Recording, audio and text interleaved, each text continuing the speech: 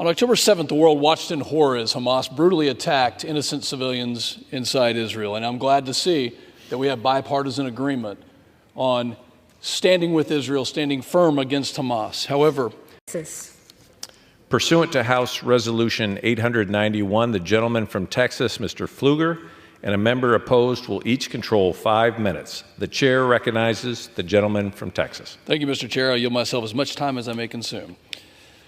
So ordered.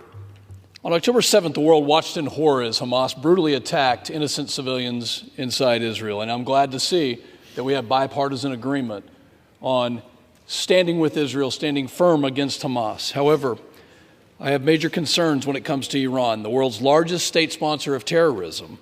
The fanaticism and extremism they use to stoke instability in the Middle East, to expand their influence, to threaten the existence of Israel, and to threaten the United States. So far, dozens and dozens of attacks since October 7th that have been carried out at the behest of Iranian proxies in the Middle East towards U.S. troops. The only currency that is recognized by the Iranian regime is strength, something that the administration has not shown.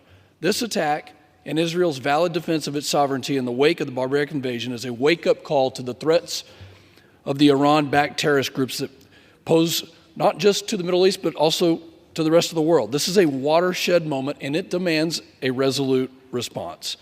The United States must increase pressure on the Iranian regime by denying it the access to funds abroad. Deterrence is the name of the game. In August and September of 2023, the Biden administration facilitated Tehran's access to $6 billion in oil revenues, sanctions that had previously been placed on Iran as a signal of strength, waivers that had been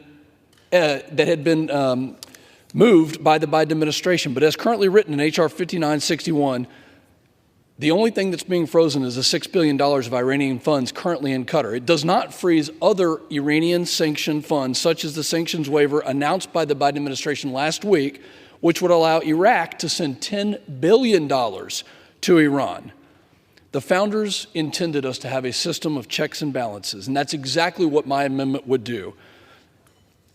My amendment would freeze all Iranian sanctioned funds, not just the $6 billion in Qatar, but additionally it would prohibit the president from using any sort of waiver authority, including licenses, guidance, or facts to lift sanctions. And as we have seen, we cannot trust this administration to hold fast, to have a strong deterrent policy, and to send the Iranian regime a strong signal. With that, I reserve. The failed strategy of appeasement has not worked. Deterrence is what's needed. We must reverse course. President Biden must reverse course on his policy towards Iran to stop terrorism from impacting us here. The system is blinking red. My amendment strengthens this bill. It puts deterrence at the forefront of the global stage. It restricts any money from going to Iran that they would use to foment terrorism and chaos throughout not only the Middle East, but also here in our home. Our homeland security depends on this amendment, depends on passage of this bill.